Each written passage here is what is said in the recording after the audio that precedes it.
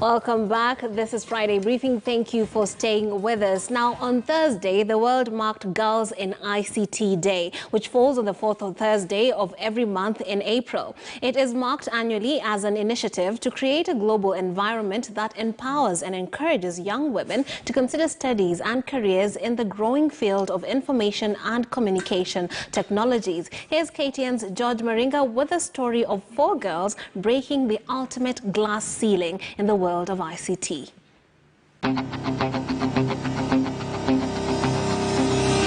In case you were about to grab some popcorn thinking this is a Hollywood animation movie, then you're wrong. That is just a small part of many phenomenal projects developed by 26-year-old Paula Karanja. She and other 3 ladies, Annabelle Mabiru, Faith Njeri and Wanjiru Natasha, have ventured into the ICT world. The 4 have focused on a wide range of areas from creation of animation films, mobile applications, while others have explored the game development world. I think it's always been a part of me to just create work with my hands, and now as I get older I am trying to specify what I want to create and what type of work I want to create.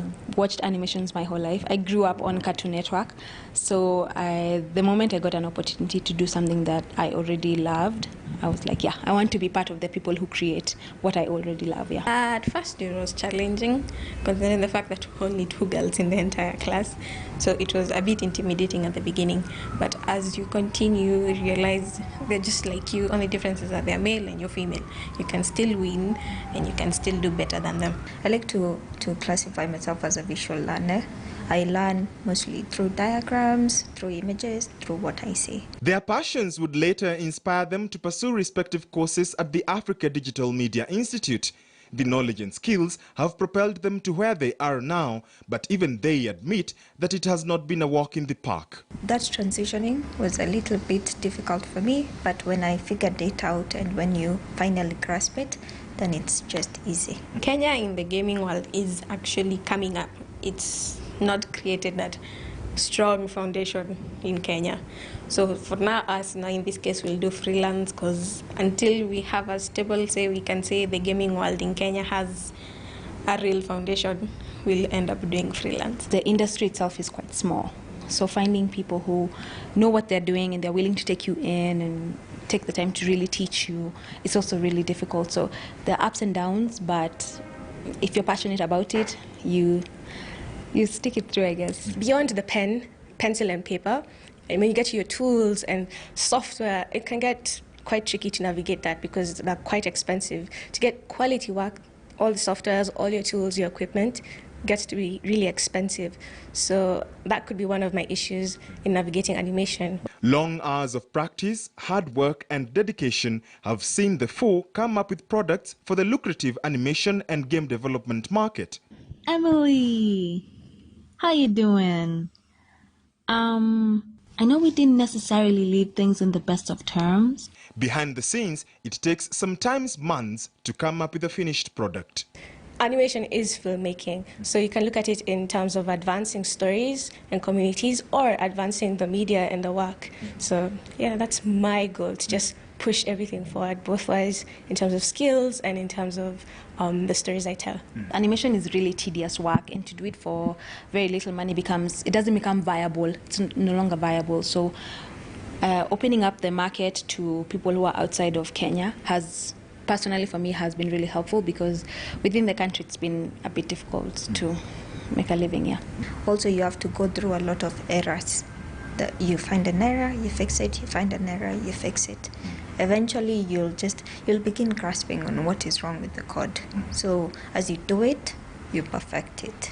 To break the glass ceiling in the field of ICT, one has to be prepared to do the groundwork, although more still needs to be done by various industry players such as government and the private sector. As far as I know, games only exist in the policy as a definition, in the national film policy that is being brought out. But that's okay. At least it's a beginning. We are part of the film stakeholders. So from there, now at least we have something that we can be able to build up from. If you're getting into the business and you want to make money from it, you have to put in a lot of work, and you need some high level of discipline to see through a project. You have to be committed to the craft, and it involves a lot of hours. So what does the future portend for the four ladies? In every field there's a job. You can create a game, place it on an online store, on Play Store. You get your money from advertisements. So everything has money. I feel like we're getting a little bit more recognition, but the problem, I think, is that a lot of animators don't come together. There are quite a number of animators, but they're also spread out. But if we came together, and a lot of us came together, then we could be a voice that could be heard. If you're passionate about your work, not even your parents can stop you from what you're going to do. So, and actually don't let boys intimidate you. For me, in my case, fine, we were 2 girls in our class. We had, I think, 7 or 8 boys. That didn't stop me from doing what I loved. We still created games. We still competed in them. We failed, we passed. Life still moves on. In the end, it's about what you want and what you'll gain out of it, not the rest. Well, we create more work that stands for us, for our people, for our community. So what do you represent in your community? How do you support your artist?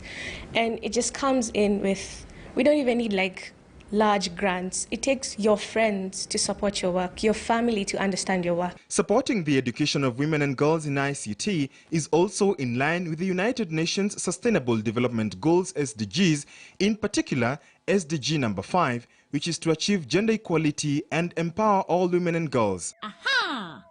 There are 9 planets in our solar system. These 4 young ladies have set their eyes on a much bigger goal, which is in line with this year's theme, Connected Girls, Creating Brighter Futures. That's good.